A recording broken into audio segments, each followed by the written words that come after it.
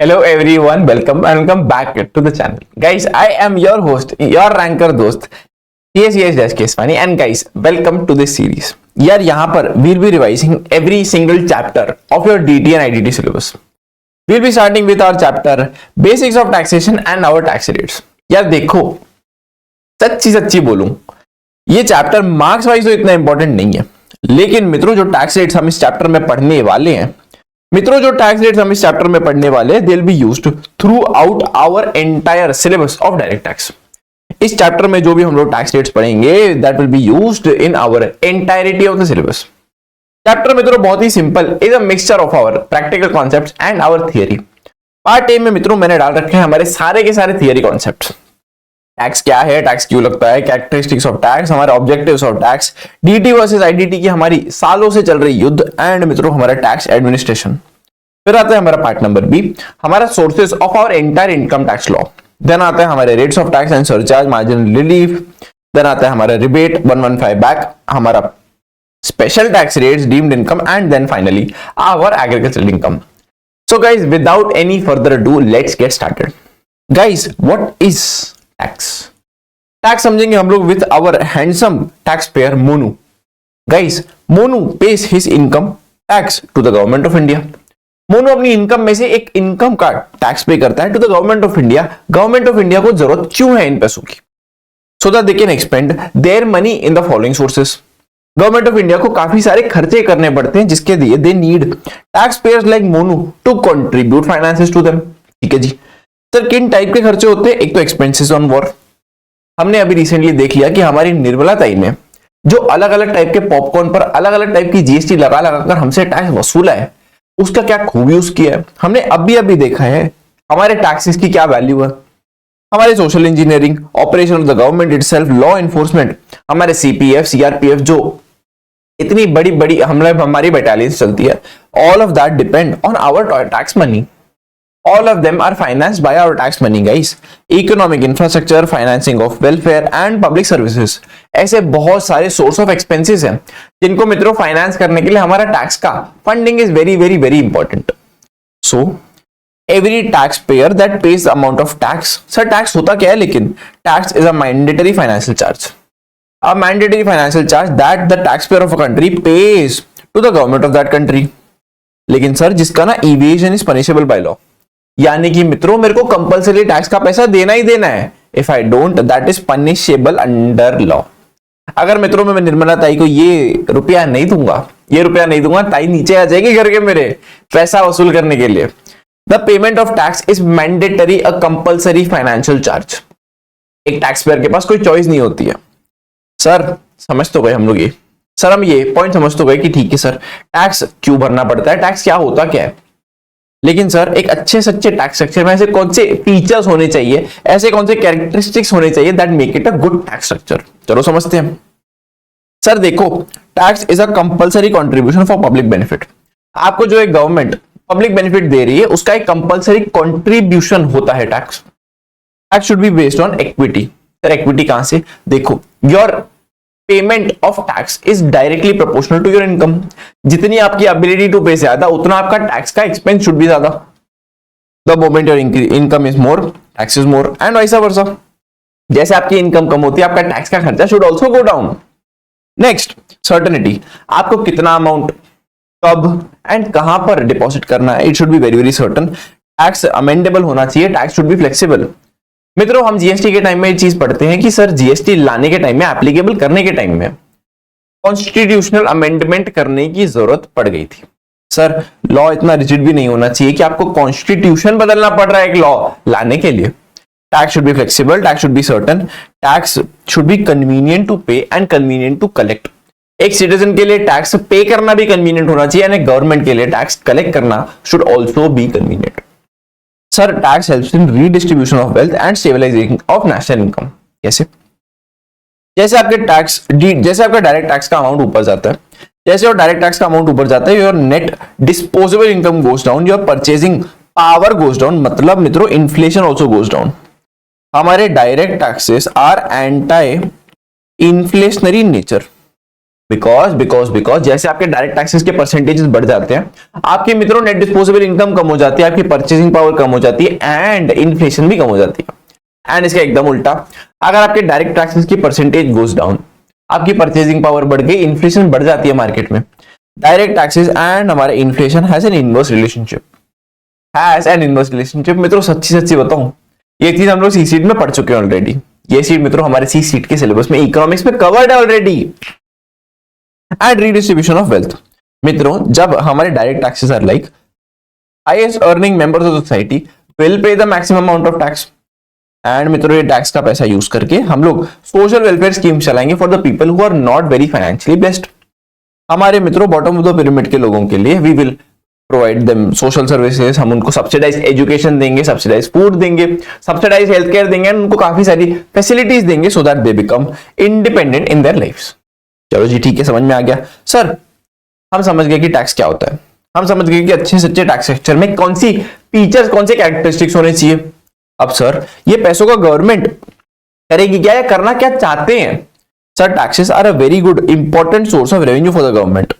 They are used for social welfare, enforcing of the government के सारी की सारी पॉलिसी, सब everything requires money and tax as a source of money. ठीक है सर, इकोनॉमिक ग्रोथ होती है क्योंकि हमारे टैक्स के पैसे यूज करके सोशल रिफॉर्म्स लाए जाते हैं, सोशल वेलफेयर स्कीम चलती है, हेल्थ केयर स्कीम चलती है, बहुत कुछ होता है। Wow. Distribution of wealth and income अभी भी देखा। High tax on bad and injurious customs, मित्रों जो भी हमारे अल्कोहल, ओपियम, नारकोटिक्स, इसके ऊपर बहुत huge amount of taxes collect होते हैं, इनके ऊपर बहुत ही huge amount of taxes collect होते हैं so that they become unaffordable for the lower income categories of people. मित्रों इनको जानबूझ के इतना महंगा कर दिया जाता है कि जो इनको अफोर्ड कर ही नहीं सके काफी सारे लोग। ठीक है जी। इकोनॉमिक स्टेबिलिटी, ठीक है sir. Direct taxes versus indirect taxes हम समझेंगे अगेन हमारे हैंडसम बॉय मोनू के हेल्प से। Guys Monu made an annual income of 15 lakhs। मित्रों इसके ऊपर इनकम टैक्स चार्ज होता है।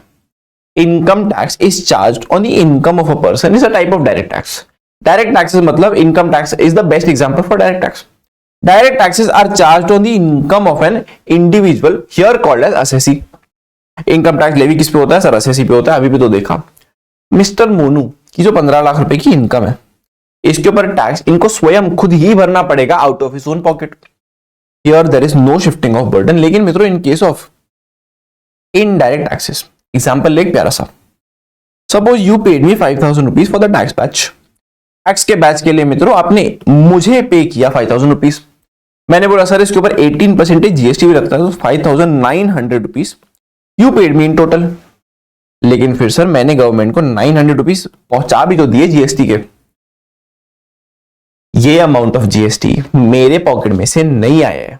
This amount of GST I have recovered from you and this is the concept that applies for all the types of indirect taxes. कि भैया देखो मैं एक सप्लायर अपने पॉकेट में से इसका एक्सपेंस बेयर नहीं कर रहा हूं, मैं ये चीज को मेरे अल्टीमेट कस्टमर से रिकवर कर रहा हूं। And that is why in case of indirect taxes there is shifting of burden. यानी कि मेरे जीएसटी का खर्चा कोई और उठा रहा है। गवर्नमेंट को जीएसटी पे तो मैं कर रहा हूं, लेकिन मैं कहीं से रिकवर भी तो कर रहा हूं। And this as a concept is called as indirect taxes. Indirect taxes sir हमारे consumption, price of goods and services, manufacturing या इंपोर्ट एक्सपोर्ट पर लगाया जाने वाला टैक्स होता है। That is called indirect taxes. They are levied on the supplier of goods and services unlike on the assessee. Sir income tax कौन सा होता है? हमारी इनकम पे लगने वाला। डायरेक्ट टैक्सेस कौन से होते हैं? हमारी इनकम पे लगने वाले। सर इनडायरेक्ट टैक्सेस मतलब क्या? हमारी कंजम्पशन, प्राइस या मैन्युफैक्चरिंग, इंपोर्ट एक्सपोर्ट पर लगने वाले टैक्सेस। सर डायरेक्ट टैक्सेस किस पे लगते हैं? असेसी पे लगते हैं। There is no shifting of burden. Versus in case of indirect taxes these are levied on the supplier of the goods and services. यहां पर शिफ्टिंग ऑफ बर्डन हो जाता है। चलो सर कुछ मेरिट्स भी बताओ, मेरिट डिमेरिट बताओ। सबसे पहले तो हमारे डायरेक्ट टैक्स के सबसे बड़ा merit is equity and certainty. Sir हमको पता है एकदम क्लैरिटी से हमको कितना अमाउंट जमा करना है, कब जमा करना है एंड कहां जमा करना है। एंड मित्रों देयर इज इक्विटी, इनकम बढ़ गई टैक्स भी बढ़ जाएगा एंड वाइस वर्सा, इनकम कम हो गई टैक्स भी कम हो जाएगा। सिंप्लिसिटी, मॉड्यूल में ये लिखा है कि हमारा इनकम टैक्स बहुत सिंपल होता है, तो हम लोग मान लेते हैं। Yes it is not. Anti inflationary हमने अभी भी समझा, it leads to the redistribution of wealth. And मित्रों हर साल फाइनेंस एक्ट्स के माध्यम से आपका इनकम टैक्स हर साल अमेंड होता है। हमारे दिसंबर 25 के लिए the finance act 24 is applicable. ठीक है जी। Demerits of income tax. Sir देखो यहां पर ना हमारे पास very little incentive to work and save. अगर मुझे पता है कि मैं मेरी इनकम बढ़ाऊंगा, मेरे को पता है कि भैया मेरा टैक्स का खर्चा बढ़ जाएगा, इससे अच्छा छोड़ना भाई, eat 5 star and do nothing, it gives very less or practically no incentive to work and save more. जब मित्रों मेरी हायर इनकम में से एक हायर टैक्स जाने वाला है गवर्नमेंट के पास, मेरे पास तो कोई इंसेंटिव बचा ही नहीं एक्स्ट्रा एफर्ट डालने का। दिस गिव्स मित्रों very very very bad impression and a very little incentive to work and save. These taxes are not suitable for poor economies because वहां पर income earning category of people ही इतने कम होते हैं। ठीक है जी। इनका इवेजन करना relative to our indirect taxes is very easy. मित्रों बहुत छोटी परसेंटेज ऑफ पॉपुलेशन होती है जो एक्चुअली इनकम टैक्सेस भरते हैं। According to estimates only 7 crore people file their income tax. इनमें से हार्डली 2 से 5 करोड़ लोग इनकम टैक्स पे करते हैं टू द गवर्नमेंट। लेकिन मित्रों कंजम्पशन तो पूरे 140 करोड़ के लोग कर रहे हैं। तो मतलब मित्रों हमारा जीएसटी, हमारे indirect taxes are actually paid by every single person, क्योंकि कंजम्पशन तो सब लोग कर रहे हैं। And these amounts are arbitrary. हमारी जो परसेंटेजेस होती है, हमारे जो स्लैब रेट्स होते हैं, परसेंटेजेस होते हैं, they are very very arbitrary. इनको इकोनॉमिक होते हैं, इवेजन करना आसान होता है। They are not suitable for poor economies, little incentive to work and save and मित्रों दे आर आर्बिट्ररी। ठीक है जी। मेरिट्स ऑफ आईडीटी ऐसे कुछ हमारे इनडायरेक्ट टैक्सेस के merits. Sir they are very economic because उनकी एक वाइड कवरेज होती है। 140 करोड़ लोग, हर एक पर्सन कुछ ना कुछ कंज्यूम तो कर ही रहा है, चाहे एक छोटा छोटा बच्चा हो, कुछ ना कुछ तो कंज्यूम कर ही रहा है। That means they are paying GST to the government. They are less evasive as compare to our direct taxes, convenient to collect for the government and they are flexible. अभी हमारा जीएसटी जब भी चाहिए हम लोग अमेंड कर सकते हैं by the government. Government can easily amend the GST. Constitutional amendment लाने की जरूरत थोड़ी है। ठीक है। रिग्रेसिव इन नेचर, यानी कि मित्रों अगर मैं एक चिप्स का पैकेट खरीदूं और एक आप चिप्स का पैकेट खरीदे एंड मिस्टर अंबानी अगर चिप्स का पैकेट खरीदे, the amount of tax that goes to the government is same. That means it is regressive in nature. Sir तो हमारे डायरेक्ट टैक्सेस क्या होते हैं? Sir they are progressive in nature. मतलब equity simple, income बढ़ गई tax बढ़ गया, इनकम कम हो गई टैक्स कम हो गया, very simple. Uncertainty in collection. Sir in some months like Diwali government का एक बम्पर कलेक्शन हो जाता है, लेकिन सर दिवाली हर महीना थोड़ी आती, तो इसके लिए there is an uncertainty in collection कि कभी सडनली कोविड जैसा कोई साल आ गया, वहां पर तो पूरी की पूरी जीएसटी की कलेक्शंस की धज्जियां उड़ जाती है। And they are inflationary in nature, जैसे हमारे इनडायरेक्ट टैक्सेस के परसेंटेज अब जाते हैं because they are taxes on the price of the commodity. Commodity की प्राइस भी उब जाती है and sir that is called inflation.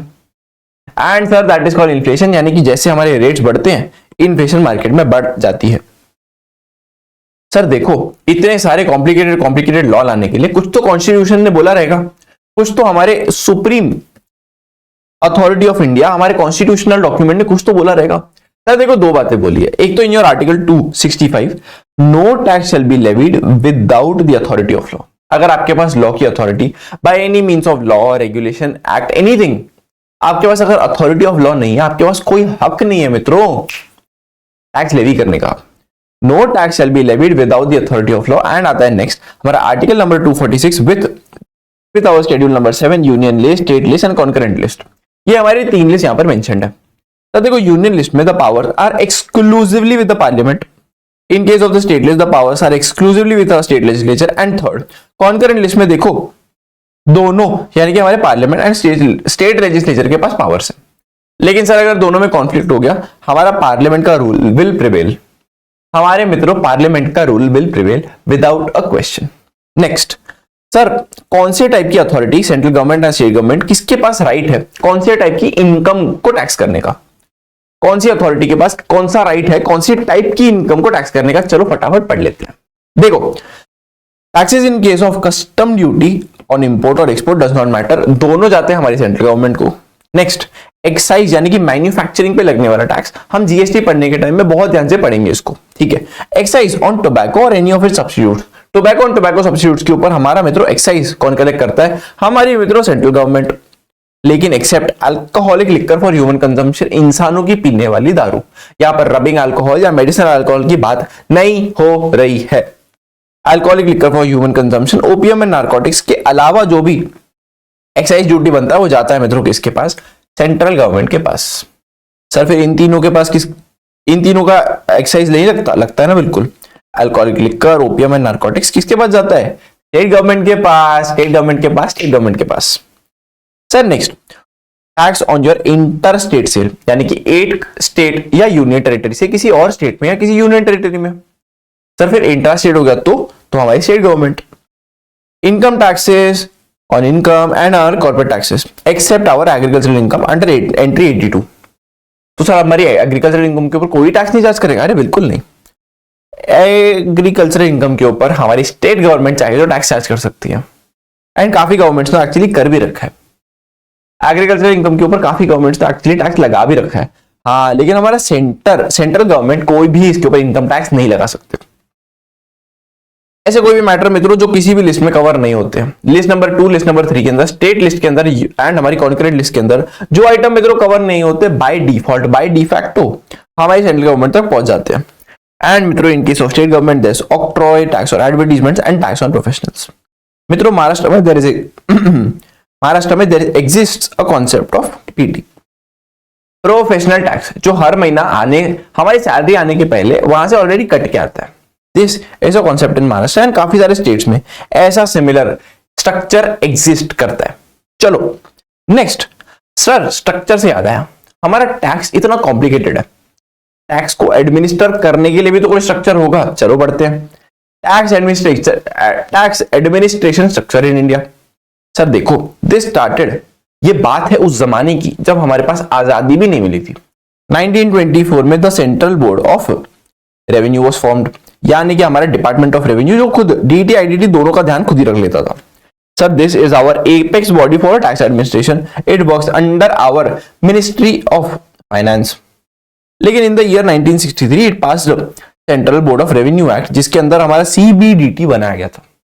Sir हमारे सीबीडीटी के अंडर हमारा इनकम टैक्स डिपार्टमेंट काम करता है, जो कि हमारे income tax act and rule दोनों को गवर्न करता है। सर मतलब वेरी सिंपल चीज, सेंट्रल बोर्ड ऑफ रेवेन्यू के अंडर काम करता है हमारा CBDT, central board of direct taxes, and उनके अंदर काम करता है हमारा इनकम टैक्स डिपार्टमेंट। सर सीबीडीटी का कॉन्स्टिट्यूशन इज वेरी सिंपल, एक होता है चेयरपर्सन जो कि एक्ट करता है as a secretary to the government of India, who acts as a secretary to the government of India, ठीक है जी। एंड होते हैं मित्रों 6 मेंबर्स, एक इनकम टैक्स है, revenue, legislation, audit, personal and investigation, ये 6 मेंबर्स होते हैं who act as additional secretary to the government of India, हमारा सीबीडीटी मित्रों is an official FATF unit. Sir बात आती है हमारे CBIC, हमारे central board of indirect taxes and customs की। इनके अंदर मित्रों हमारे GST council and board of custom दोनों काम करते हैं। एंड मित्रों this completes our part A of this chapter. Sir ये तो बड़ा जल्दी खत्म हो गया, सर ये तो शुरू होते खत्म हो गया। अरे बिल्कुल, अरे मित्रों बिल्कुल बिल्कुल बिल्कुल। चलो सर स्टार्ट करते हैं हमारे पार्ट नंबर B, यानी कि हमारे sources of income tax law के साथ। सर हमारे इनकम टैक्स लॉ के अंदर ऐसे कौन से सोर्सेज होते हैं? सर एक तो सबसे पहला हमारा इनकम tax act of 1961, income tax rules of मित्रों 1962, हमारा हर साल रिलीज होने वाला एनुअल फाइनेंस एक्ट। एंड मित्रों इस साल 2024 के लिए तो मित्रों finance act number 1 and finance act number 2,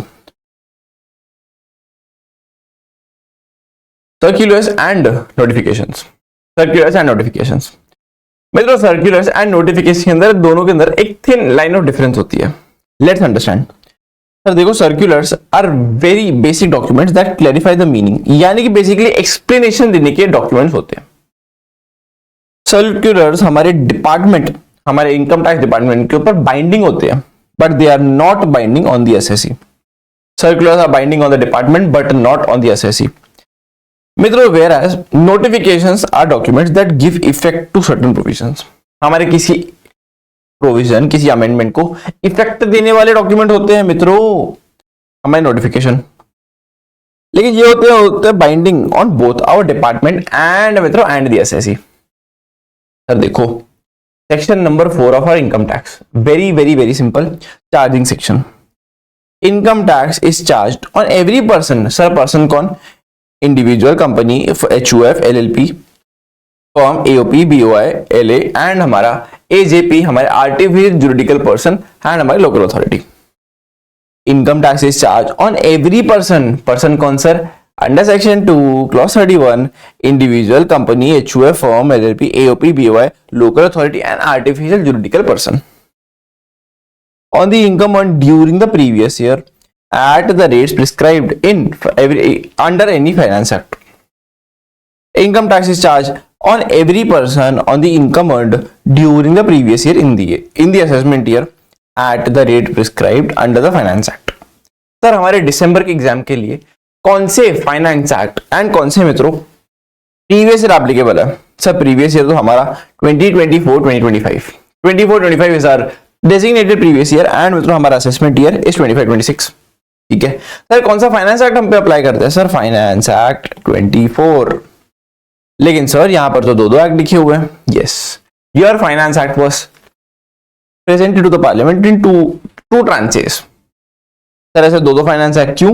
क्योंकि generally in the year of election generally दो फाइनेंस एक्ट एक्चुअली प्रेजेंट होते हैं द पार्लियामेंट. पहला वाला मैडम ने कब प्रेजेंट किया था? 1st of February and second वाला 23rd of July. सर चलो अभी पढ़ लेते हैं हम हमारे exception to the above rule. Exception to the above rule मतलब सर टैक्स पेएबल जो हमारा in the previous year itself. Sir ये ऐसे बेचारे हमारे 5 असेसी जो टैक्स पे करेंगे इन द ईयर ऑफ इनकम कमाएंगे भी उसी साल में, मित्रों उसके ऊपर टैक्स भी उसी साल में भरेंगे. ऐसे हमारे 5 ऐसे. चलो देखते हैं.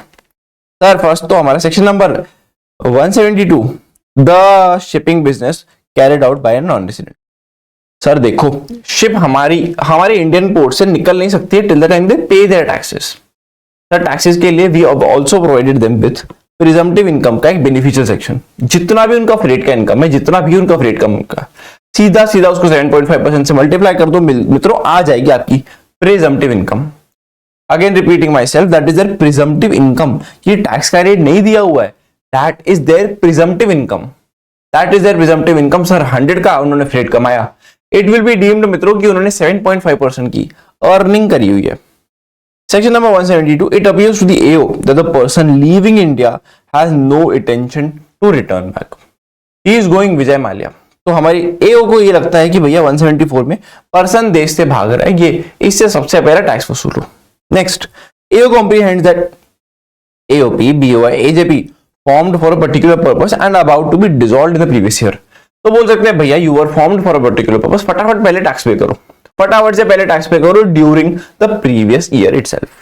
चलो section number 175, it appears to the AO if AO ascertains that a person likely to transfer, alienate or dispose property in order to avoid the payment of taxes. यार देखो unfortunately I am a type of person who is likely to alienate, dispose or transfer any property in order to avoid payment of taxes. So the AO can require me to actually pay the returns. And मित्रों return file करने के लिए मेरे को tax भरने के लिए and return file करने के लिए ही कैन मेक मी. ठीक है जी. Section number 176, at the AO's discretion any business or profession that is discontinued during the previous year. Sir देखो पॉइंट नंबर 2 to 5 के अंदर हमारे AO की डिस्क्रिशन थी, लेकिन point number 1 was absolutely mandatory. अगर हमारे नॉन रेसिडेंट के शिपिंग बिजनेस को इंडिया के पोर्ट से बाहर जाना है, उनको टैक्स भरना ही पड़ेगा. There is no choice. उनके ऊपर मित्रों कोई चॉइस नाम की चीज ही नहीं है. चलो let's get started with our very important rates applicable for previous year 24-25. मित्रों हम लोग स्टार्ट करेंगे हमारे ओल्ड रिजीम के साथ. एक चीज का ध्यान रखिए कि ये हमारा डिफॉल्ट टैक्स रिजीम नहीं है. Our old tax regime is not our default tax regime. हमारा 115 back is our default tax regime. Our 115 BAC is our default tax regime. Sir देखो हमारा सबसे पहले रेट चालू होते हैं हमारे Q2 से मोनू वाले, individual, HUF, AOP, BOI, AJP. Individual, HUF, AOP, BOI, AJP. Sir देखो सिंपल सी बात है, 2.5 lakh is our basic exemption limit. तो 0 से लेके 2.5 lakh 0, more than 2.5 lakh up to 5 lakh rupees 5%, more than 5 lakh मित्रों अप टू हमारा 10 lakh 20%, and more than 10 lakh it is 30%. Simple. Individual, HUF, AOP, BOI, AJP, very very simple. Up to rupees 2.5 lakh 0, more than 2 lakhs up to 5 lakhs rupees 5%, more than 5 lakh up to 10 lakh 20%, and more than 10 lakh 30%. Sir देखो, अगर यही हमारे resident senior citizen निकले तो that means people who are 60 years or more of the age, 60 years or more of the age during मित्रों our previous year, during our previous year. And अगर sir resident super senior citizen हुए तो यानी कि 80 or more in the previous year. चलो देखते हैं. Sir senior citizen के लिए the basic exemption limit is 3 lakh rupees, यानी कि 0 से लेकर up to 3 lakh 0, more than 3 lakh up to 5 lakh 5%, more than 5 lakh up to 10 lakh 20%, and more than 10 lakh 30%. Very simple. Sir super senior citizen का भी बता दो. रेसिडेंट सुपर सीनियर सिटीजन के लिए the basic exemption limit is मित्रों 5 लाख रुपीज, यानी कि 0 से लेकर up to 5 lakh 0%, more than 5 lakh up to 10 lakh rupees 20%, and more than 10 lakh rupees 30%. Sir देखो यहां पर आता है हमारे सुप्रीम कोर्ट का एक बहुत इंपॉर्टेंट जजमेंट. सर हमारा ना बर्थडे होता है 13 अक्टूबर, लेकिन 12 तारीख रात को 12 बजे से हमारा तो घर पे बर्थडे बैच चालू हो जाता है. केक फटते हैं, केक कटते हैं, बॉम्ब फूटते हैं, सब होता है. केक कटते हैं, बॉम्ब फूटते हैं, एंड मित्रों बर्थडे बॉम्ब भी मिलते हैं. वो तो रात के 12 बजे से होता है. यही कहना था हमारे सुप्रीम कोर्ट का. अगर आपका birthday in the assessment year का फर्स्ट डे यानी कि 1 अप्रैल ऑफ द असेसमेंट ईयर आता है, ये मान लिया जाएगा कि आपका बर्थडे उसके एक दिन पहले रात को आया था, तो उससे फर्क क्या पड़ेगा? बहुत फर्क पड़ेगा.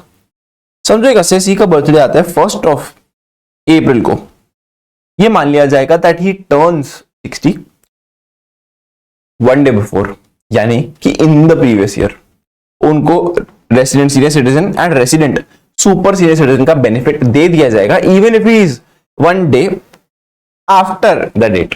अगर उनका बर्थडे एक दिन बाद भी आ जाता है चल जाएगा, कोई दिक्कत नहीं है. अगर उनका बर्थडे 1 अप्रैल को आ जाता है कोई दिक्कत नहीं है, कोई भी प्रॉब्लम नहीं है.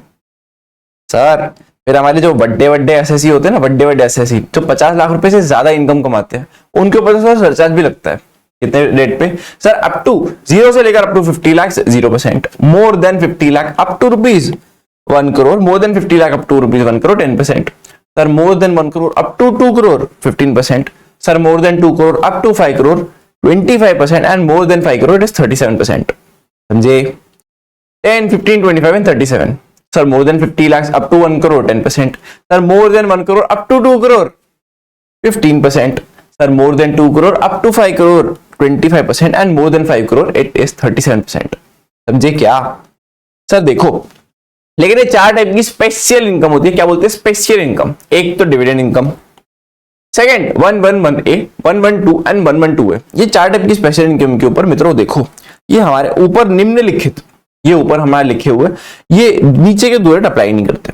The highest rate that can be charge on, highest surcharge rate that can be charged on these 4 type of special income is 15%. that मित्रों is 15%.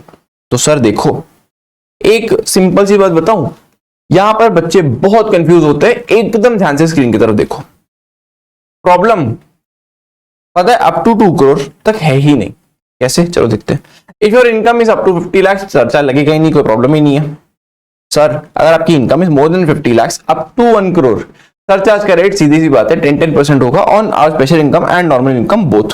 यहां पर भी प्रॉब्लम नहीं है. सर प्रॉब्लम 2 करोड़ तक भी नहीं है. हमारे सरचार्ज का rate is 15% for our special income and normal income does not matter. Now very interesting and बहुत ध्यान से देखना. सर हमारी total income is more than 2 crore but up to 5 crore.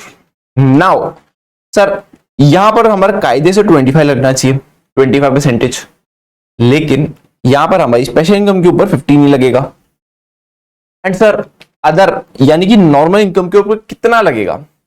Simple एक बात सोचो, is the other income up to 2 crore.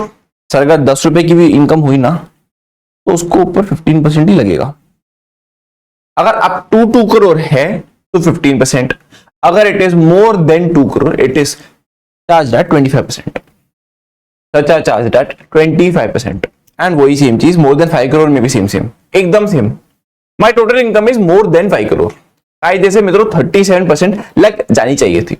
लेकिन sir in case of special income it is surcharged at 15% only.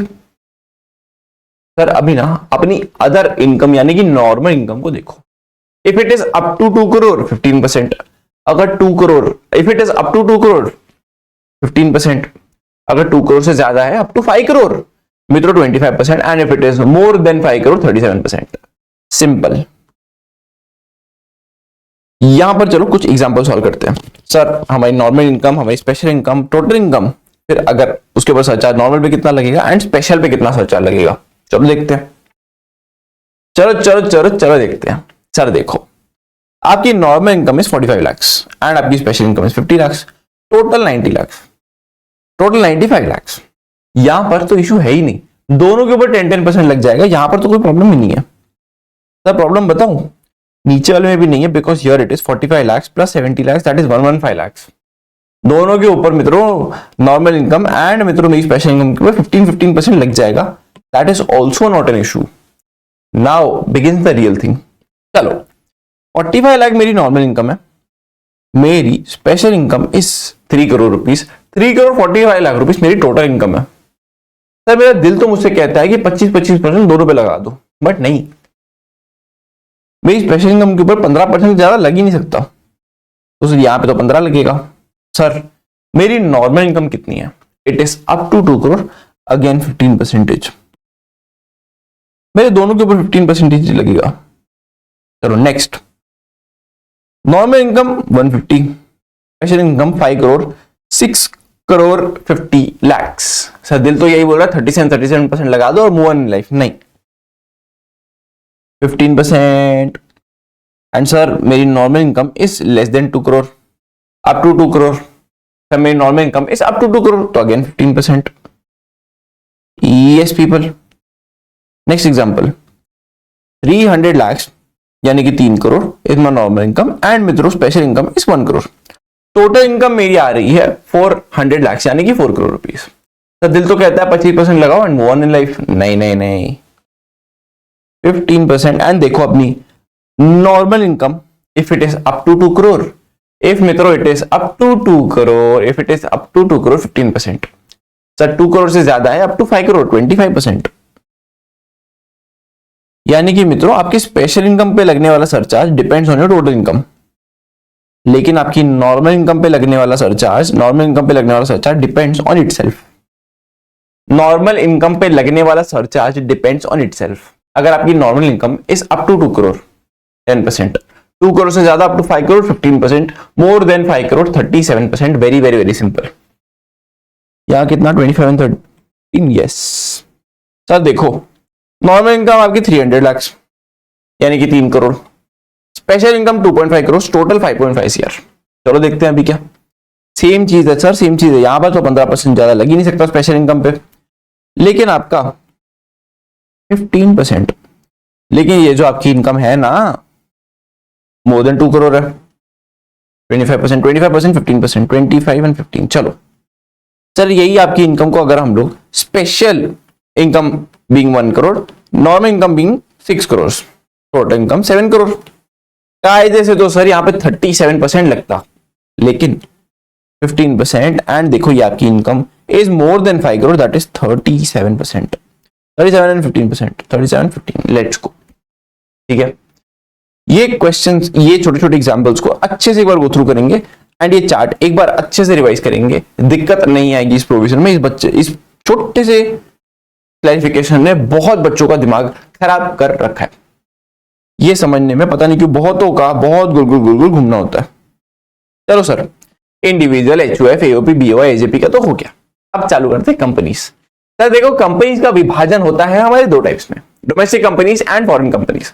Foreign companies का तो मित्रों फ्रॉम द प्रीवियस ईयर 24-25 बहुत simple, 35% इनकी flat rate of tax, flat rate of tax आपके खास समय exam के लिए खास ताजी amendment.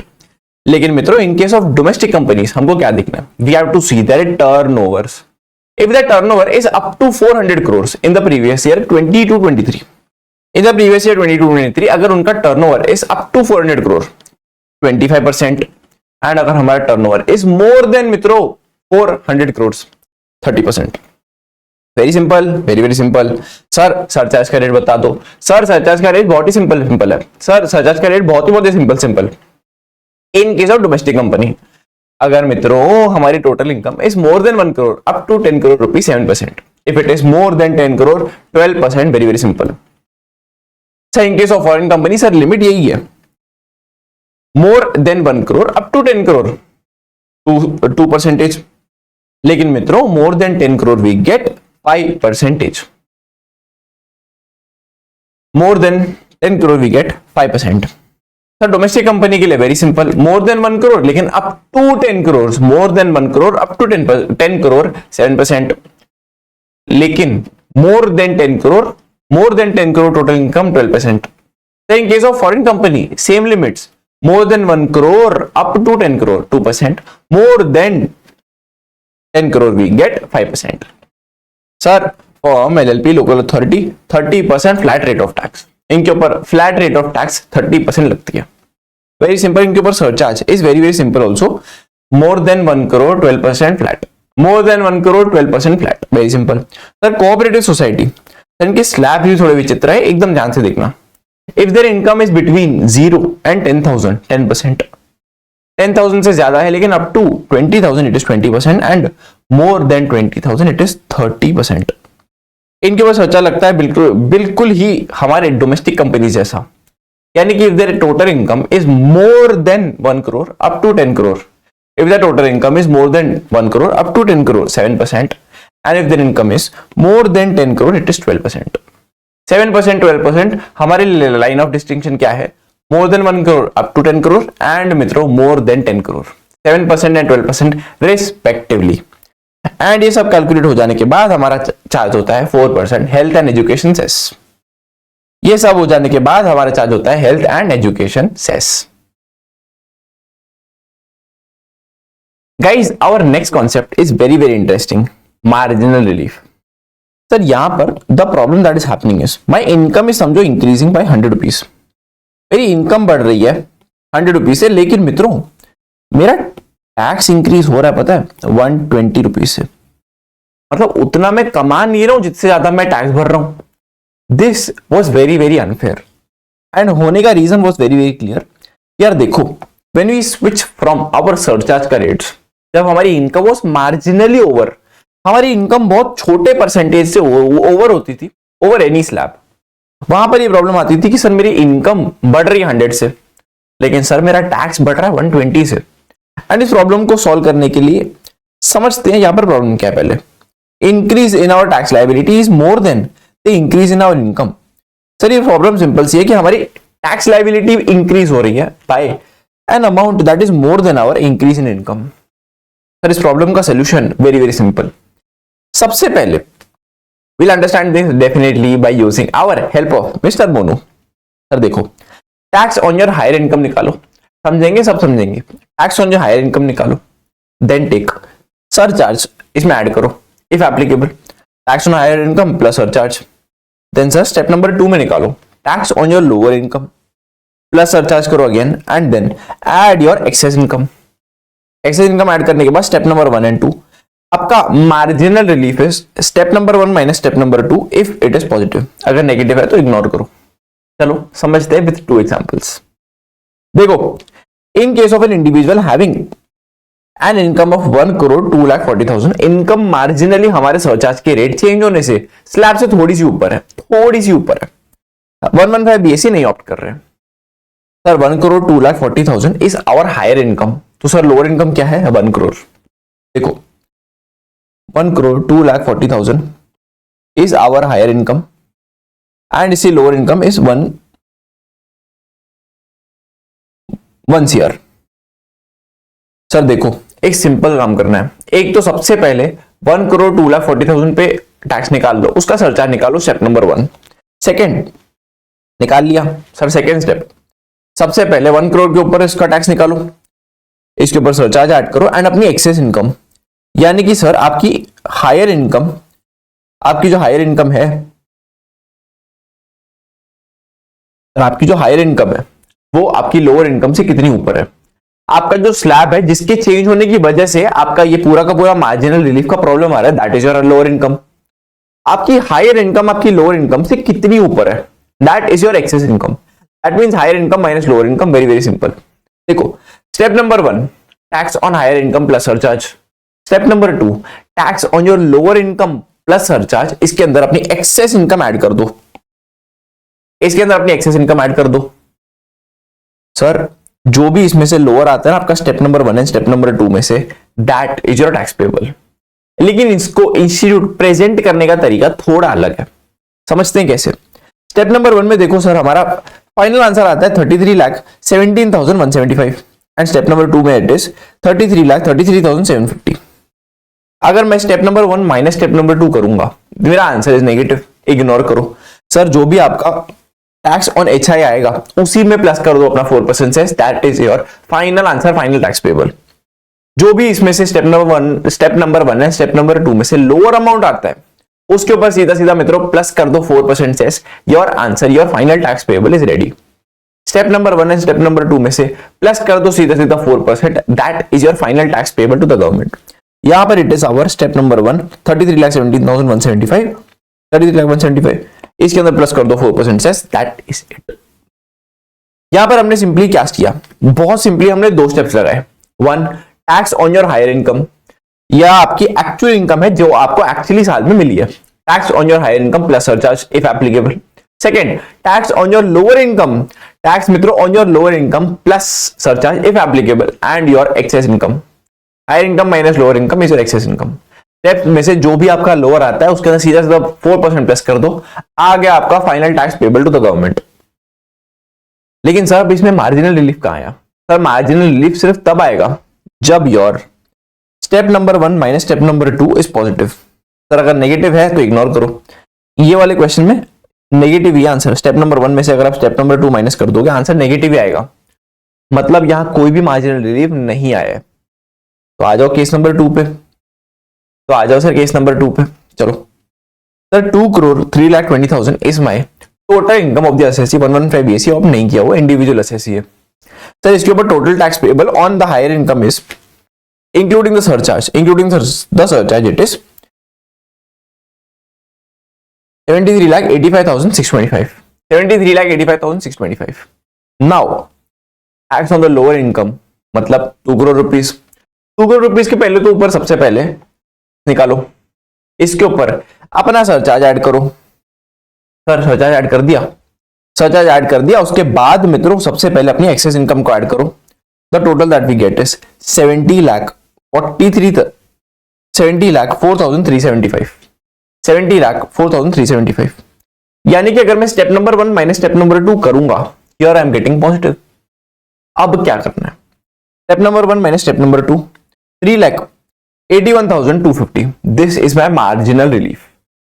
3,81,250 is my marginal relief. अब इसका करना क्या है, अब ये सेम अमाउंट को स्टेप नंबर 1 में से माइनस कर दो एंड देखो जादू। सर 3,81,250 को स्टेप नंबर 1 में से माइनस करो। स्टेप नंबर 1 में इट वाज 73,85,625, 73,85,625 माइनस अगर मैं मार्जिनल रिलीफ का अमाउंट करता हूं, पता है मेरा क्या आंसर आएगा? Step number 2। पता है इनडायरेक्टली हमने यहां पर क्या किया है, हमने यहां पर वही चीज करी है। Step number 1 and step number 2 which ever is lower. Institute का प्रेजेंटेशन करने का तरीका इज एनीथिंग, या तो ऐसे जाओ या तो वैसे जाओ, जैसे आपको पसंद आए वैसे जाओ। Your institute ICSI goes through this. Marginal relief calculate करो, that is step number 1 minus step number 2। जो वैल्यू आई उसको अगर पॉजिटिव है तो स्टेप नंबर 1 में से माइनस करो, आंसर क्या आएगा? स्टेप नंबर 2 ही आएगा। अरे मित्रों स्टेप नंबर 2 ही आंसर आएगा, simple simple very simple. Answer present करने का तरीका कैन बी एनीथिंग। आप सीधा सीधा अगर टैक्स पेबल निकालना है, step number 1 and step number 2 का विचएवर इज लोअर लेके प्लस कर दो 4%, या तो ऐसे करो पूरा का पूरा गोल गोल। पहले ले लो step number 1 tax on HI, tax on higher income plus surcharge, tax on lower income plus surcharge, तो मित्रों इसके अंदर प्लस कर दो अपना excess income. Step number 1 step number 2 आ गया sir, very very simple. Step number 1 minus step number 2 करो सर, अगर पॉजिटिव आया that means you have marginal relief का अमाउंट, मिल गया मार्जिनल रिलीफ का amount, very simple. Step number 1 में से फिर माइनस कर दो इसको, आएगा कौन सा आंसर, स्टेप नंबर 2 ही आएगा। यहां पर उसके ऊपर प्लस कर दो 4% सेस, मिल गया योर फाइनल आंसर, मिल गया योर फाइनल आंसर। एक बार ये दोनों फॉर्मेट्स को देख लेना कि अगर पॉजिटिव है तो क्या, नेगेटिव है तो क्या। मार्जिनल रिलीफ के कॉन्सेप्ट में बस इतना ही था।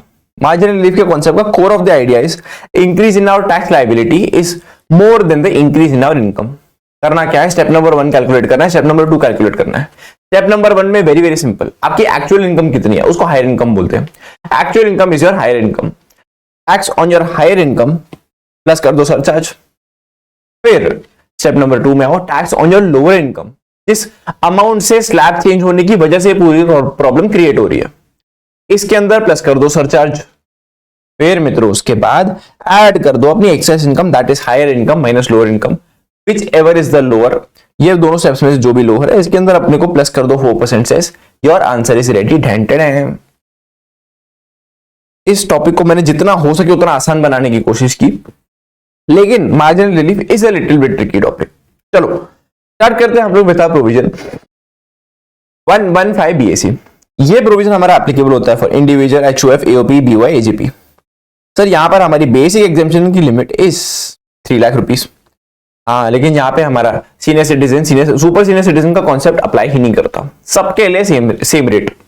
सर अगर income is more than 3 lakh up to 7 lakh 5%, sir more than 7 lakh up to 10 lakh 10%, more than 10 lakh up to 12 lakh 15%, more than 12 lakh up to 15 lakh 20%, and मित्रों more than 15 lakh 30%। Very very simple, very very very simple.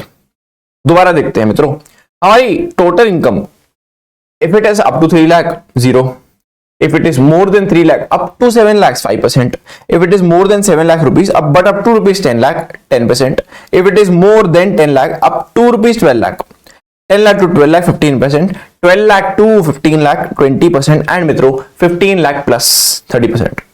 एक और बार last time मेरे साथ दोहराइए, 0 to 3 lakh 0%, 3 lakh to 7 lakh 5%, 7 lakh to 10 lakh 10%, 10 lakh to 12 lakh 15%, 12 lakh to 15 lakh मित्रों 20%, 15 lakh and plus 15 lakh plus 30%।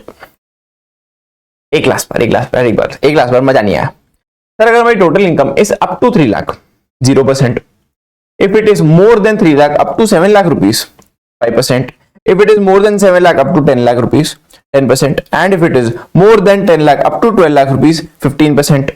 Sir more than 12 lakh है up to 15 lakh rupees 20%, and मित्रों more than 15 lakh 30%। Very very simple. Sir surcharge कैसे होगा, very simple, 10 15 25। Sir 37 गुम, 37% की rate यहाँ पर नहीं अप्लाई करती। The numbers are the same only, 37 की रेट यहाँ पे है ही नहीं, 37 की रेट यहाँ पे नहीं है। रेट्स 10 15 25 एकदम same. More than 50 lakh up to 1 crore 10%, sir more than 1 crore up to 2 crore 15%, more than 2 crore सीधा 25%। यहाँ पे 37% का स्लैब नहीं आता। सरचार्ज का rate in case of our 115 BAC, नया वाला 115 BAC डिफॉल्ट टैक्स रिजीम में 37% का स्लैब नहीं एग्जिस्ट करता। एंड सर वही same logic, dividend 112A 112 111A, इनके ऊपर हमारा ये वाला प्रोविजन अप्लाई नहीं करता, इनके ऊपर सिर्फ 15% ही लगती है।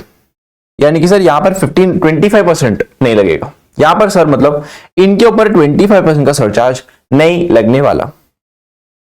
ये एग्जैक्ट सेम क्वेश्चन है, इसके अंदर सिर्फ एक पॉइंट अलग है। हर एक answer is completely the same. यहाँ पर हमारी logics are also completely the same, chart is also same, बस यहाँ पे 37 का स्लैब नहीं आएगा। डिस्कस करते हैं फटाफट। Sir, if our income is more than 1 crore but up to 2 crore, if our income is more than 1 crore up to 2 crore, यहाँ पर तो कोई दिक्कत ही नहीं है sir. 15% no issues, 15% no issues. लेकिन सर इश्यूज तो तब हो जाते हैं when it is more than 2 crore। Sir if it is more than 2 crore, हमारा दिल तो कहता है 25% लगाओ एंड काम करो खत्म आगे बढ़ो, but it is not that simple. चलो देखते हैं। हमारी स्पेशल इनकम तो लगेगी मित्रों 15% से ही, उसमें तो no doubt. Sir other income यानी कि हमारी normal income, if it is up to 2 crore same logic 15%, if it is more than 2 crore 25%। This question is completely the same, बस एक दो पॉइंट अलग अलग है, एक बार खुद से सॉल्व करके देखो and see if you actually understand the concept और नॉट। चलो नेक्स्ट सर हमारा आता है रिबेट। नेक्स्ट आता है हमारा rebate under section 87A। Sir rebate हमको ओल्ड स्कीम में मिलता है, तभी हमारा ओल्ड स्कीम वाला मोनू भी खुश है। एंड मित्रों हमको न्यू डिफॉल्ट टैक्स रिजीम में मिलता है, तभी हमारा न्यू स्कीम वाला मोनू भी खुश है। सर ओल्ड टैक्स रिजीम में हमको क्या मिलता था? एनी रेसिडेंट इंडिविजुअल को ही हमारा रिबेट मिलेगा, बाकी किसी को भी नहीं मिलेगा। With total income up to 5 lakh rupees. एक तो रेसिडेंट होवे, दूसरा इंडिविजुअल होवे with an income of 5 lakh rupees not more, with a total income of up to 5 lakh rupees not more. Sir देखो इनको कितने का मिलेगा रिबेट? इनको कितने का रिबेट मिलेगा सर? सर 12,500 और 100% of that tax liability which ever is lower. Sir यही बेनिफिट हमारी न्यू स्कीम में भी कैरी फॉरवर्ड हुआ है। अरे बिल्कुल हुआ है। रेसिडेंट होवे, इंडिविजुअल होवे with a total income up to 7 lakh rupees को कितना बेनिफिट मिलेगा? सर देखो 100% ऑफ योर टैक्स लायबिलिटी और 25,000 रुपए which ever is lower. 100% of your tax liability और 25,000 रुपए विच एवर लोअर। लेकिन सर हमारा 87A का रिबेट हमको दो जगहों से नहीं मिलता, 112A से नहीं मिलता। सर ये हमको सबट्रैक्ट करना पड़ता है before adding 4% health and education cess. दो चीजों का एकदम खास ध्यान रखेंगे, हमारा 87A का रिबेट 112A में से नहीं मिलता, पॉइंट नंबर 1 एंड सेकंड हमको 4% सेस प्लस करने के पहले लेस करना होता है। ये 4% सेस आप नेक्स्ट स्टेप में लेस करेंगे, यहां पर आपको पहले ही हटा देना है। मतलब मित्रों 4% ऐड करने वाले स्टेप से पहले आपको ये रिबेट माइनस कर देना होता है। बिकॉज ये तो चीज हमने फर्स्ट लेक्चर में देखी थी कि सर देखो हमारा जो 4% का सेस है that is the last step. सारे के सारे स्टेप्स इससे पहले ही आते हैं, सारे के सारे स्टेप्स मित्रों इसके पहले ही आते हैं। एक छोटी सी अगर मैं समरी करवाना चाहूं, सर देखो ओल्ड टैक्स रिजीम में हमारी limit for 87A was 5 lakh rupees, default tax regime में इट इज 7 लाख। लेकिन सर क्या ये 5 लाख रुपीस पे मुझे मार्जिनल रिलीफ मिलेगा? समझते हैं कैसे। 5,05,000 के ऊपर अगर मैं मेरी income 5,000 into 20% plus 12,500 it is 13,500।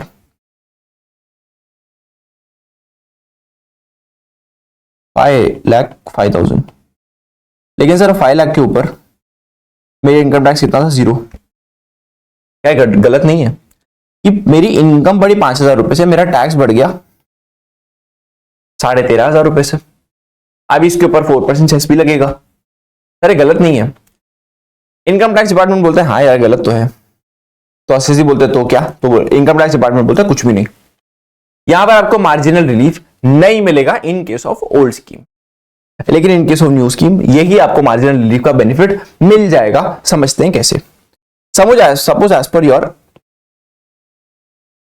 as per your new 115 BSc वाली scheme your income is 7 lakh rupees, 720, 730 and 7,50,000 rupees, 7,50,000 rupees.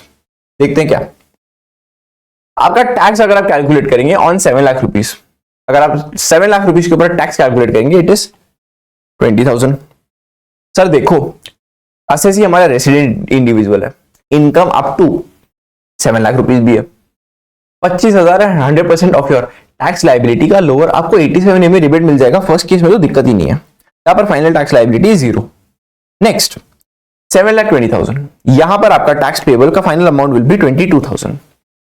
यहां पर 87A मिल सकता है सर? बिल्कुल भी नहीं, बिकॉज हमारी income is more than 7 lakh, ये तो मिल ही नहीं सकता।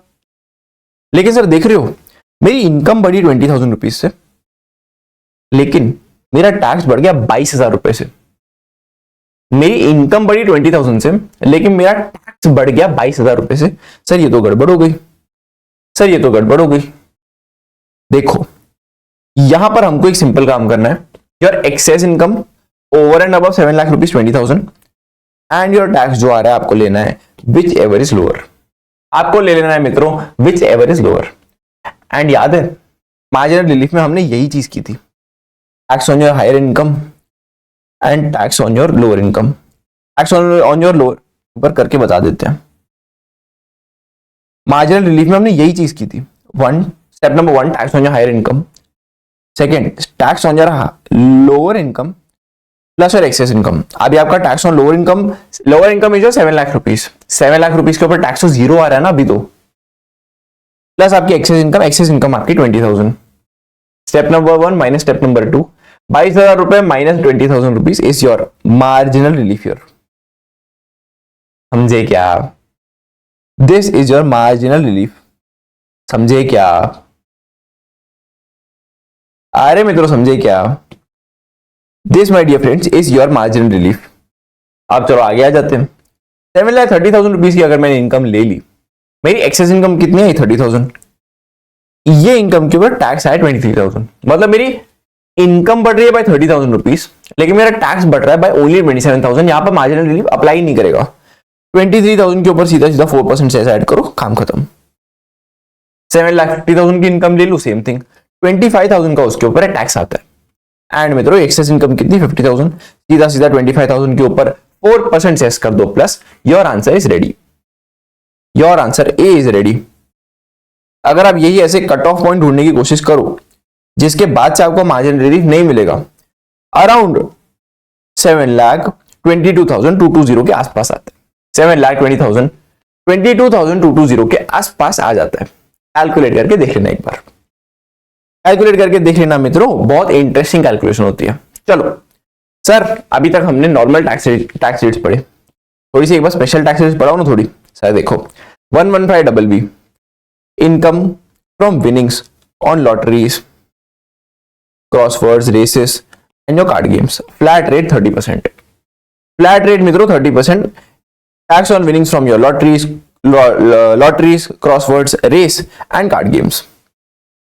Sir section number 115BBE that is your deemed income, यानी कि जो भी हमने 60 से 68 तक पढ़ेंगे, जो भी हमने 60 से 68 तक पढ़ेंगे that is your deemed income. तो उसके ऊपर क्या लगेगा? सर बहुत भारी भरकम टैक्स लगेगा इसके ऊपर। आपकी चुराई हुई इनकम है जो गवर्नमेंट ने पकड़ रखी है, 60% तो टैक्स लगेगा, 25% सरचार्ज लगेगा एंड 4% सेस। 60% टैक्स लगेगा, 25% सरचार्ज एंड 4% सेस। नहीं 89 नहीं होता, पहले 60 लो अपने कैलसी में, फिर अपने कैलकुलेटर में 60 लो, प्लस करो सीधा सीधा 25% आ जाएगा मित्रों 75। 75 पे फिर करो plus 4%, that is 78%। Cumulatively it is 78%। Sir 115BBJ winnings from online games हमारा कितना आ जाता है? सर जितने भी हमारे सट्टेबाजी की इनकम होती है ना, बेसिकली इट इज 30% ओनली। हमारी मित्रों सारी की सारी सट्टेबाजी की इनकम पर टैक्स का rate is very much flat 30%। हाँ, इनमें से हमको कोई भी खर्चे का डिडक्शन नहीं मिलता, चैप्टर 6 का डिडक्शन नहीं मिलता, एंड मित्रों बेसिक एग्जामिशन का बेनिफिट भी नहीं मिलता।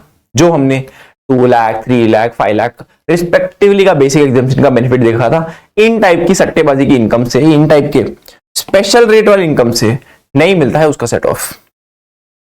डिडक्शन ऑफ एक्सपेंसेस नहीं अलाउड है, चैप्टर 6 से नहीं मिलता, एंड मित्रों बेसिक एग्जामिशन का बेनिफिट भी नहीं मिलता। बेसिक एग्जामिशन का मित्रों बेनिफिट भी नहीं मिलता।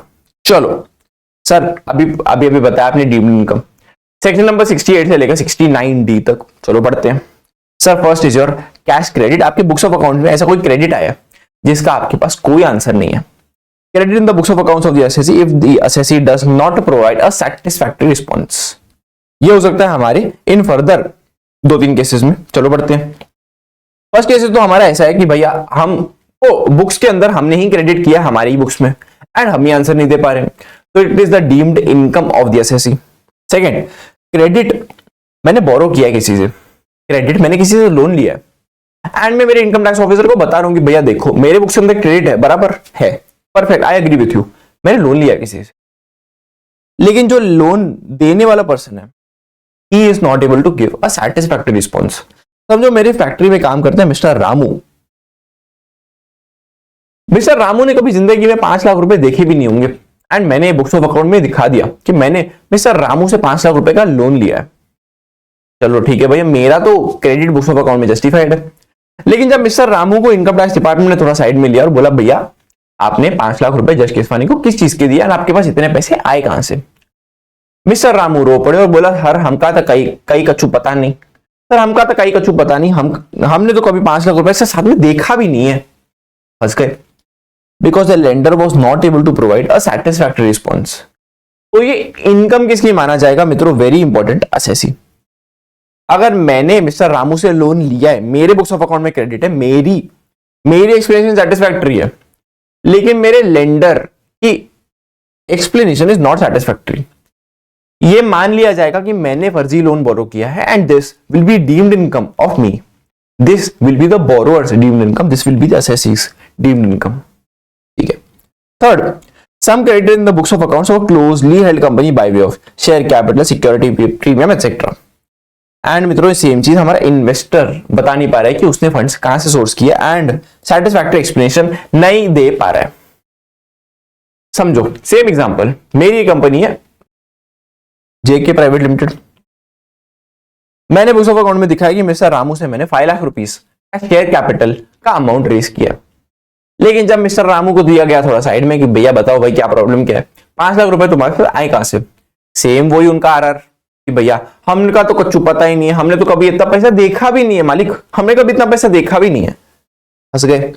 The deemed income of the closely held company in this case, पैसे रिसीव किसको हुए, बुक्स ऑफ अकाउंट में क्रेडिट जिसने किया, हर केस में हमारी उसी की इनकम बन रही है। सर फर्स्ट केस में देखो मैंने अपने बुक्स ऑफ अकाउंट में क्रेडिट किया था तो मेरी इनकम बन गई, सेकंड केस में मैंने मेरे ही बुक्स ऑफ अकाउंट में लोन क्रेडिट किया था तो मेरी इनकम बन गई, थर्ड केस में मित्रों, थर्ड केस में क्लोजली हेल्ड कंपनी ने अपने बुक्स ऑफ अकाउंट में क्रेडिट किया होगा जब उन्होंने शेयर कैपिटल इशू किया, तो उनको ये इनकम डीम्ड इनकम बनानी पड़ जाएगी अपनी करंट प्रीवियस ईयर में। समझे? Section number 68 cash credit, very very simple, समझे क्या? चलो section number 69, assessee makes investments not recorded in books of account. Assessee ने ऐसा कोई इन्वेस्टमेंट किया जो उन्होंने बुक्स ऑफ अकाउंट में रिकॉर्ड नहीं किया है, अगर असेसी हमारे सेटिस्फैक्टरी एक्सप्लेनेशन नहीं दे पाते तो क्या होगा सर, डीम्ड इनकम बन जाएगा असेसी के। Very simple.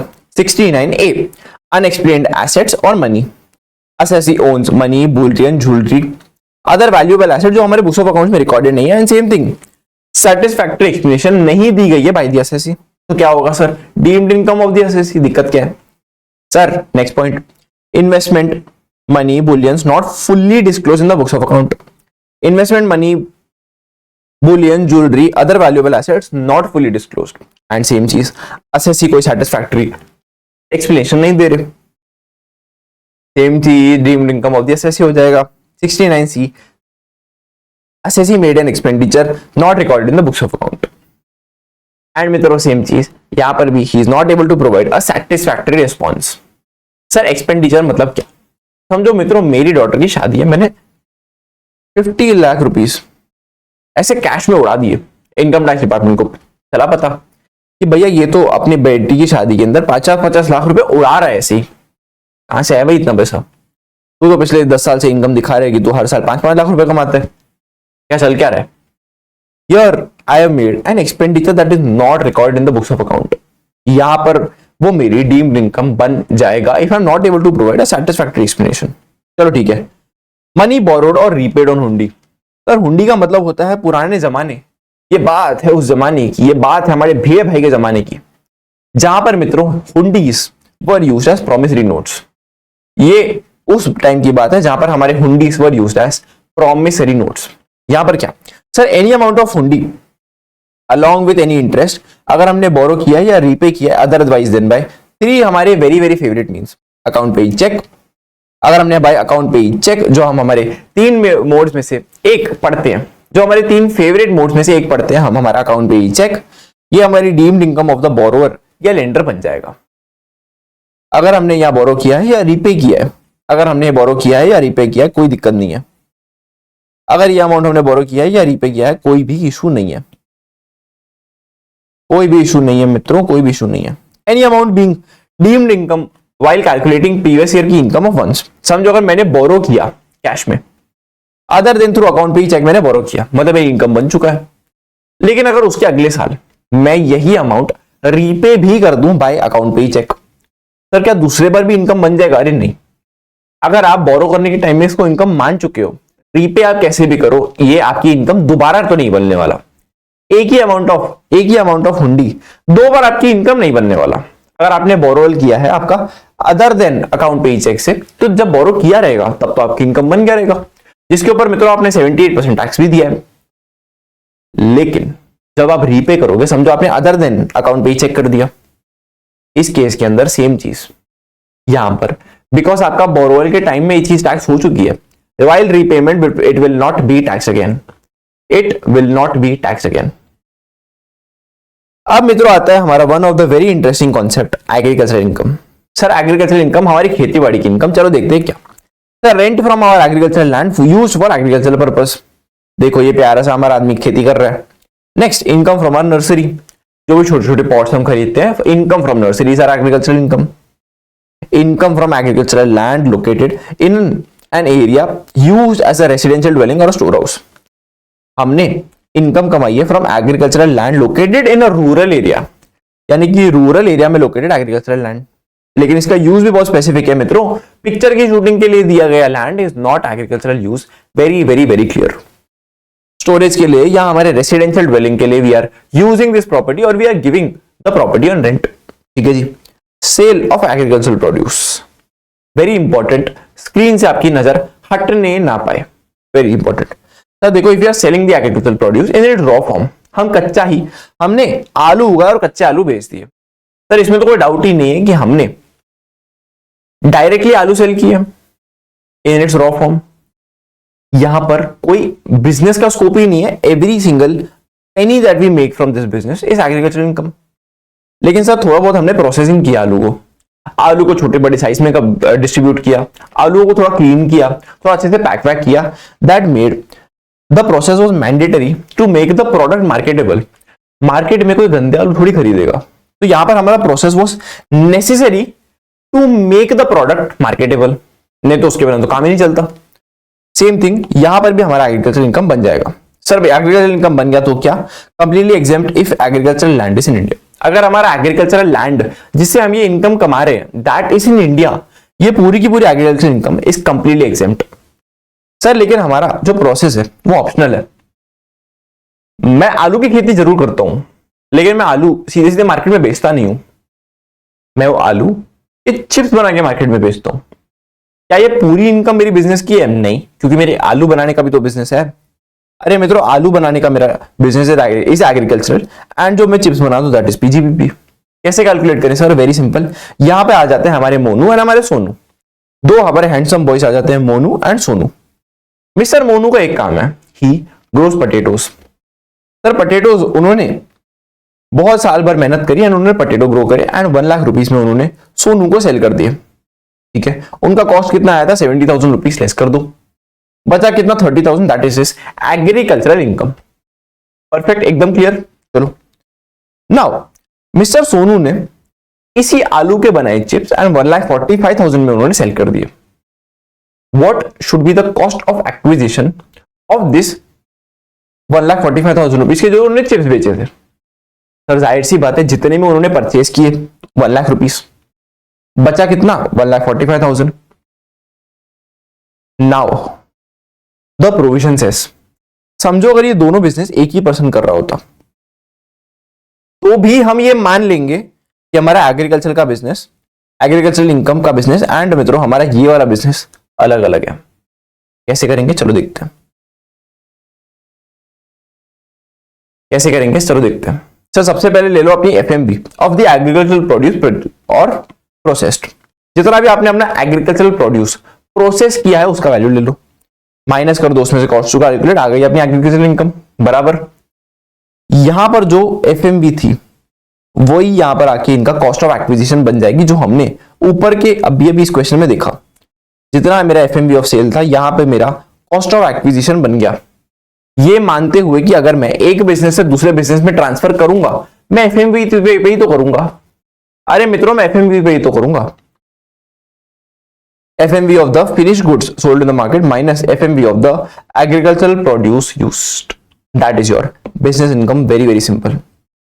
जब भी कुछ भी डाउट है ये छोटू सा सोनू मोनू का एग्जांपल याद कर लेना, बिल्कुल दिक्कत नहीं होगी, बिल्कुल भी दिक्कत नहीं होगी। द ओनली प्रॉब्लम इज यहां पर हमारे इंस्टीट्यूट के क्वेश्चंस में ये दोनों बिजनेसेस एक सिंगल पर्सन कर रहा होता है, लेकिन उनका बोलने का तरीका एकदम सेम है। भैया देखो आपके एग्रीकल्चरल बिजनेस से जब आप अपने पीजीबीपी वाले बिजनेस में ट्रांसफर करोगे अपने गुड्स, अपना स्टॉक जब आप ट्रांसफर करोगे, ये मान लो कि आप उसको एफएमवी पे सेल कर चुके हो। You are indirectly selling your agricultural produce at its FMB to the PGBP business. Very simple, and that becomes the cost of acquisition. And आगे जाकर वो हमारी cost of acquisition बन जाता है. समझे क्या सर? लेकिन हाँ, हमारे कुछ टाइप के बिजनेसेस में ये कैलकुलेशन बहुत ही ज्यादा कॉम्प्लिकेटेड हो रही थी. In 3 type of businesses, this calculation was very complicated. सबसे पहला एग्जांपल तो हमारा टी बिजनेस का है. Growing and manufacturing of T in India is a very huge business. लेकिन यहां पर हो रही थी थोड़ी दिक्कत कि यार कितने सारे उनके टी बनाने के प्रोसेस होते हैं.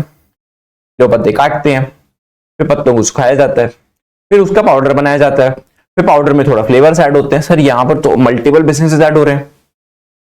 तो ये टी बिजनेस वालों ने बोला सर इनकम टैक्स डियर थोड़ी हमारी हेल्प कर दो. तो उन्होंने बोला ओके कर देते हैं सर, आपकी थोड़ी हेल्प कर देते, क्या दिक्कत क्या है, थोड़ी अगर हेल्प कर देंगे प्रॉब्लम थोड़ी हो जाएगी कोई, कर देते हैं. यहां पर we have pre existing percentages. अगर आपका business is growing and manufacturing tea in India, if it is growing and manufacturing tea in India, आप मान लेंगे कि सर अगर आपकी 100% की इनकम है, 100 रुपीज की इनकम है, तो उसमें से 60% is agriculture and 40% is business. 60% agriculture, 40% business.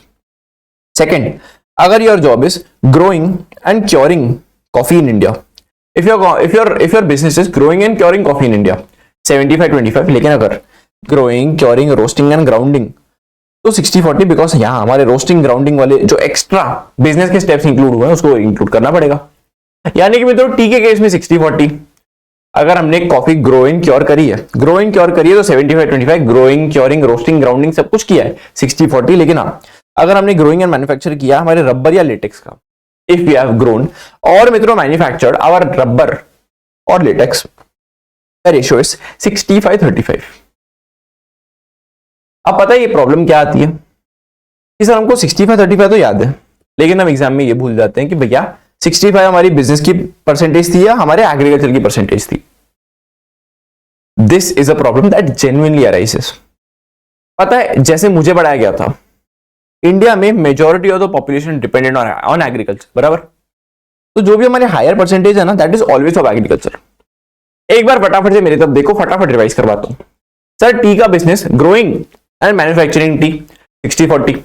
Sir growing and curing of coffee 75-25. Growing, curing, roasting, grounding of coffee 60-40. And last rubber या लेटेक्स 65-35. एक बार फटाफट दोबारा से चलो मित्रों, एकदम ध्यान से देखेंगे. मित्रों एकदम ध्यान से देखेंगे. Growing and manufacturing of tea 60-40. Growing and curing of coffee 75-25. Growing, curing, roasting, grounding of coffee 60-40. And मित्रों last rubber and latex 65-35. Done and dusted out of this world.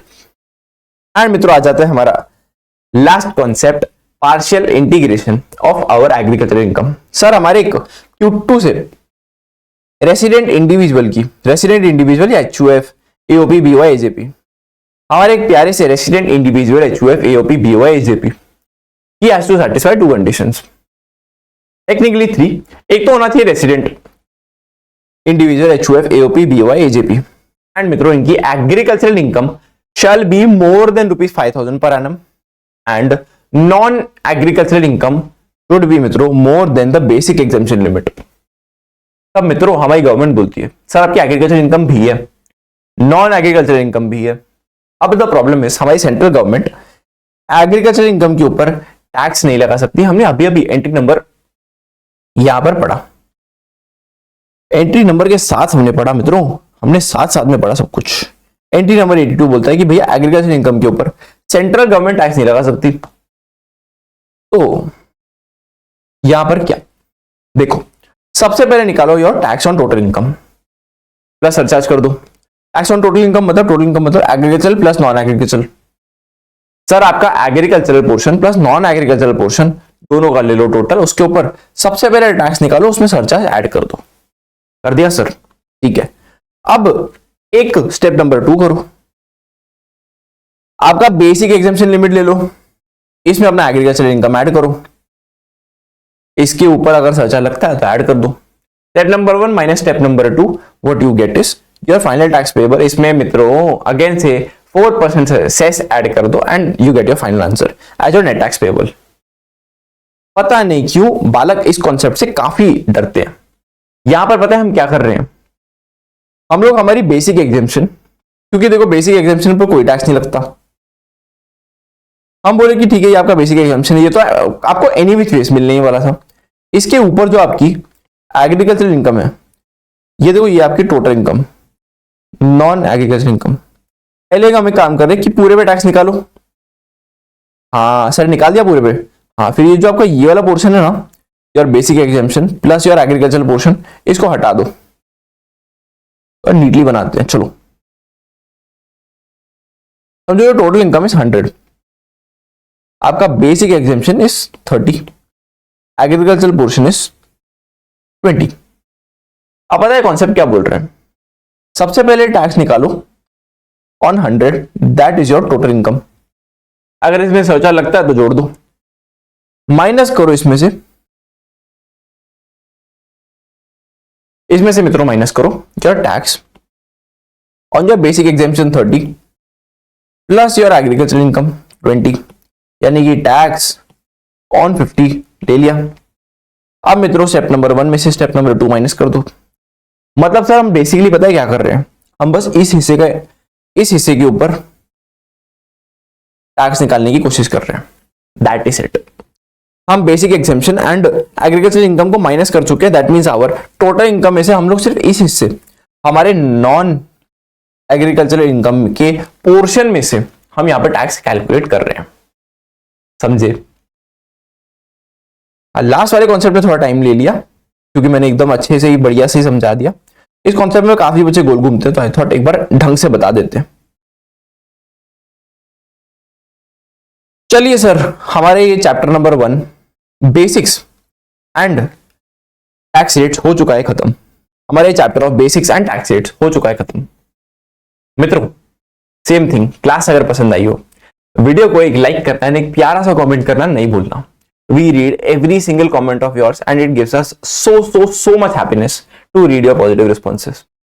Video अगर दिल से पसंद आई हो अपने किसी एस्पिरेंट फ्रेंड के साथ शेयर करना भी नहीं भूलना।